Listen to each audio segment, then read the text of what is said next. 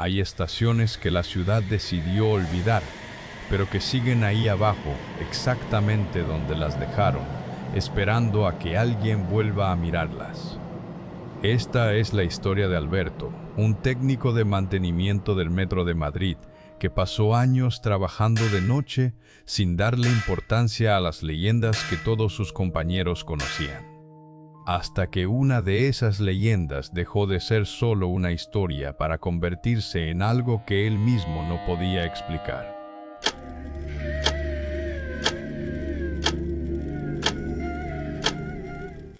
Alberto llevaba más de una década trabajando en el Metro de Madrid, casi siempre en turnos nocturnos, revisando señales, cableado y sistemas eléctricos después del cierre del último servicio.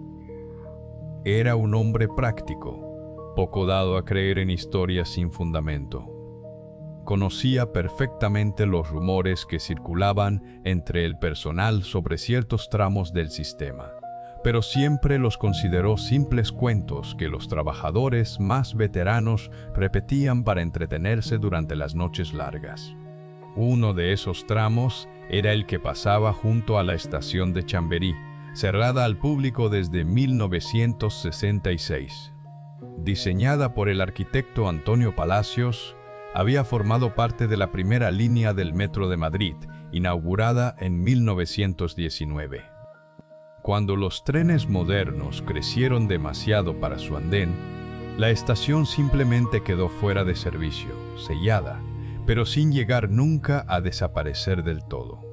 Durante décadas, los pasajeros que cruzaban ese tramo en marcha aseguraban ver, por apenas un instante, la estación iluminada al otro lado de las ventanillas, con sus azulejos blancos y sus carteles publicitarios de otra época todavía intactos.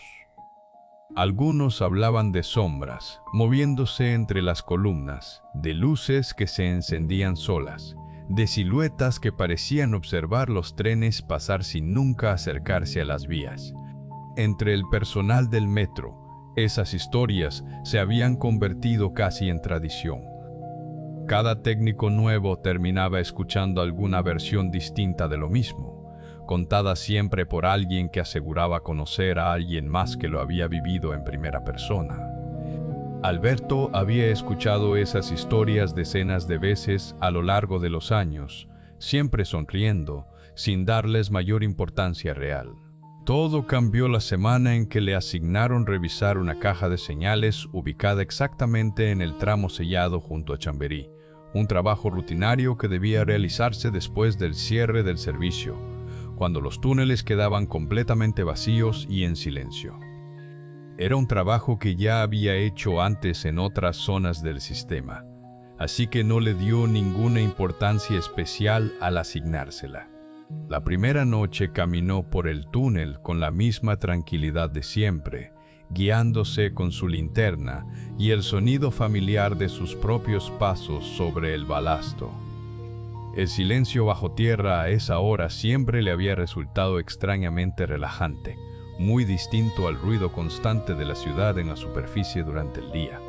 Al pasar junto al acceso sellado que conducía al antiguo andén de Chamberí, notó algo que le llamó la atención por apenas un segundo.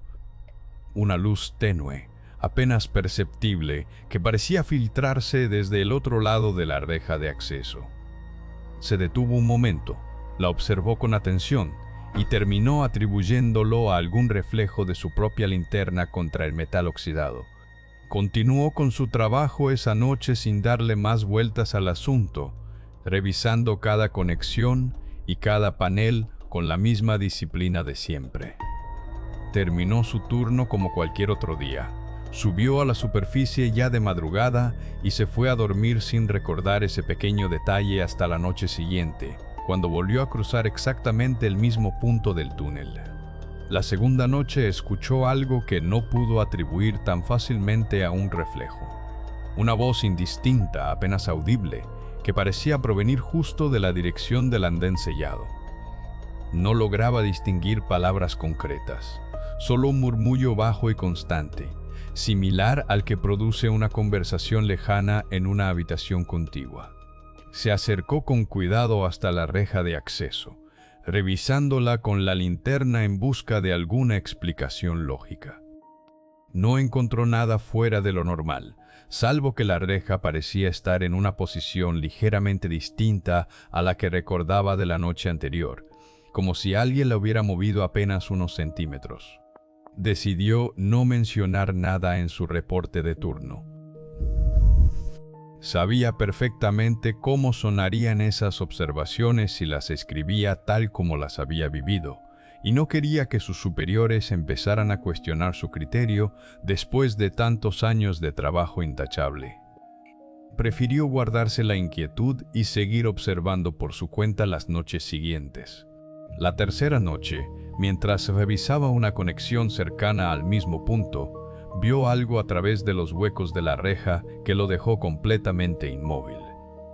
Una silueta permanecía de pie sobre el andén sellado, quieta, de espaldas hacia él, como si estuviera esperando la llegada de un tren que ya no volvería a detenerse ahí.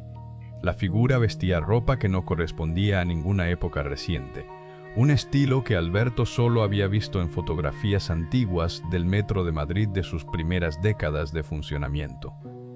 No se movía en absoluto, ni siquiera cuando él ajustó el ángulo de su linterna intentando ver con más claridad quién o qué era exactamente lo que tenía delante. Llamó en voz alta, preguntando si había alguien ahí, consciente de lo absurdo que sonaba esa pregunta dentro de una estación cerrada al público desde hacía décadas.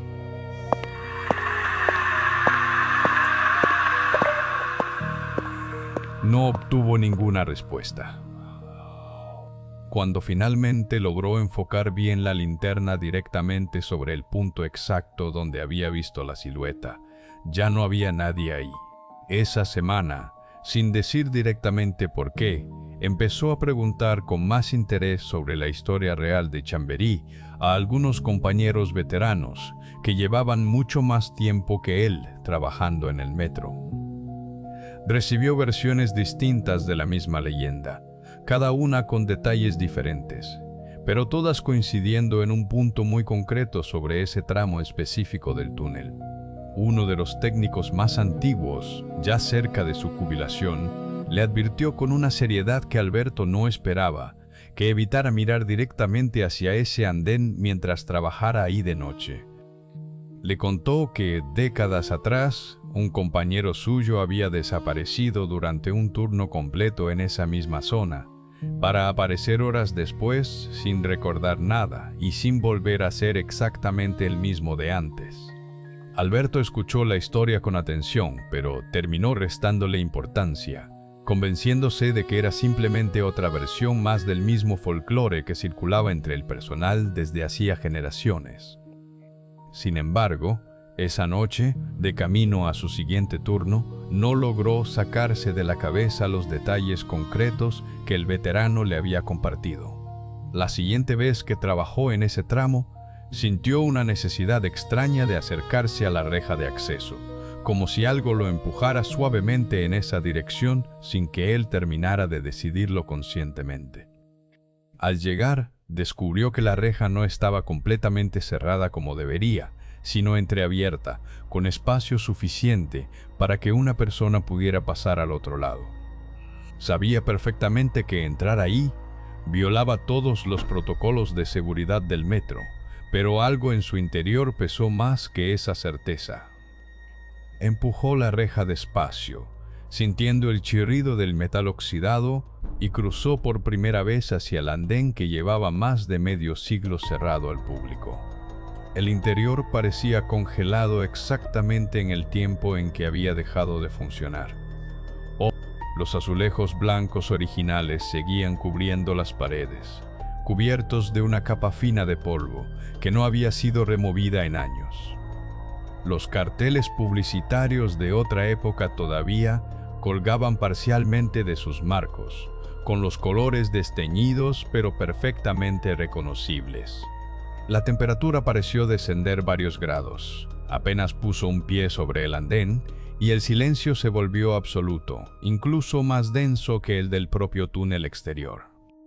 Ni siquiera el sonido lejano de la ciudad, que normalmente lograba filtrarse débilmente hasta las profundidades del sistema, parecía llegar hasta ese punto exacto.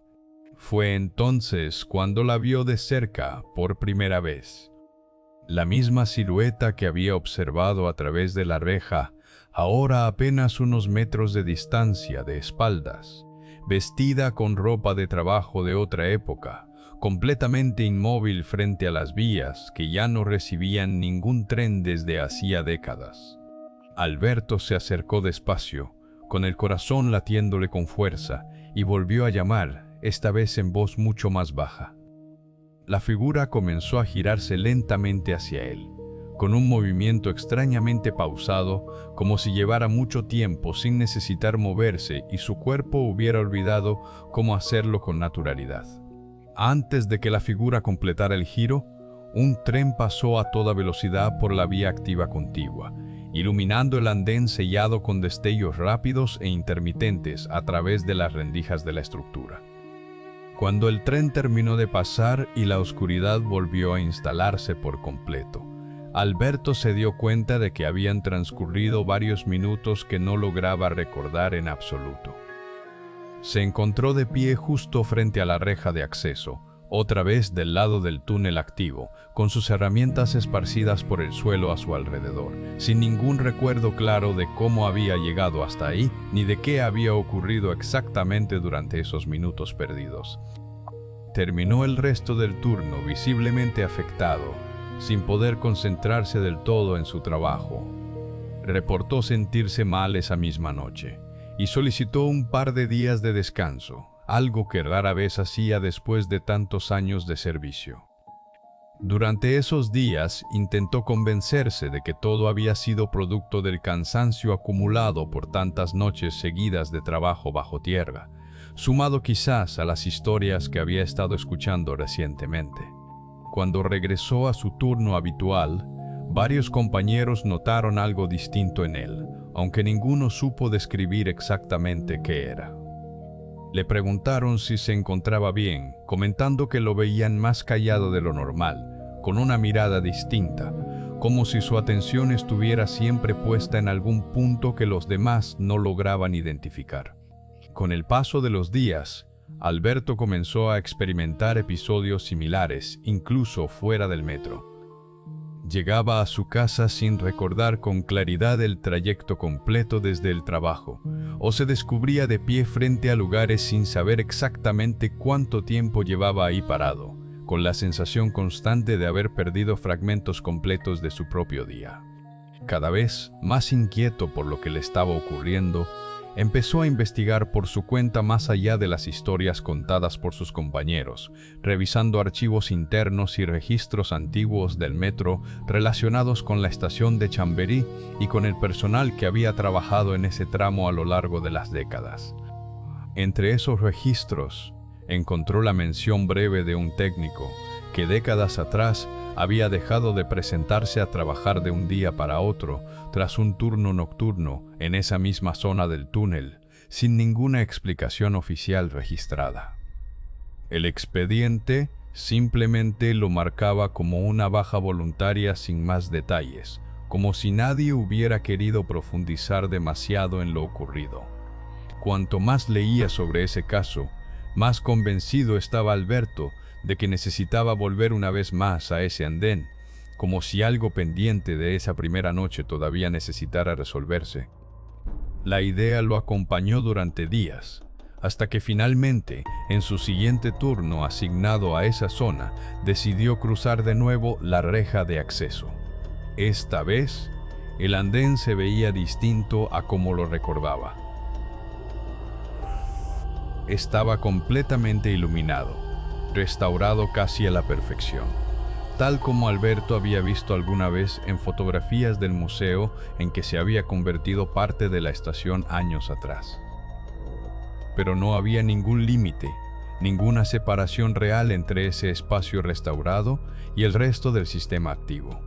La figura volvía a estar ahí, de pie frente a las vías, exactamente en el mismo punto de siempre. Esta vez, sin embargo, no le dio la espalda. Se giró por completo hacia Alberto en cuanto éste puso un pie sobre el andén, como si finalmente hubiera estado esperando ese momento exacto durante todo ese tiempo. Alberto se quedó paralizado al reconocer, con un terror que no lograba procesar del todo, los rasgos de esa figura frente a él. Al mismo tiempo, fragmentos sueltos empezaron a regresar a su memoria. Imágenes borrosas de aquella primera noche junto a la reja, un ruido metálico, una pérdida de equilibrio cerca de las vías activas que hasta ese momento jamás había recordado con claridad. En algún lugar de la ciudad, esa misma madrugada, un pasajero de un tren nocturno miró distraídamente por la ventanilla al cruzar el tramo sellado de Chamberí y alcanzó a ver por apenas un instante un destello de luz y la silueta de un hombre con uniforme de trabajo parado sobre el andén, observando pasar el tren sin moverse, exactamente como cuentan las viejas historias del metro de Madrid. En las oficinas del metro, nadie recordaba con precisión cuándo había sido la última vez que vieron a Alberto. Sus pertenencias seguían en su taquilla, intactas, y cualquier compañero al que se le preguntaba directamente por él terminaba con una expresión extraña en el rostro, incapaz de precisar los detalles con claridad, como si algo se encargara de suavizar cualquier recuerdo demasiado concreto sobre lo ocurrido. Hoy en día, algunos pasajeros que cruzan de noche el tramo sellado de Chamberí aseguran ver todavía, por apenas un segundo, la silueta de un técnico, observando pasar los trenes desde ese andén que lleva más de medio siglo cerrado. Si esta historia te dejó pensando, cuéntanos en los comentarios qué habrías hecho tú en el lugar de Alberto. Y no olvides suscribirte para la próxima historia real que te va a quitar el sueño.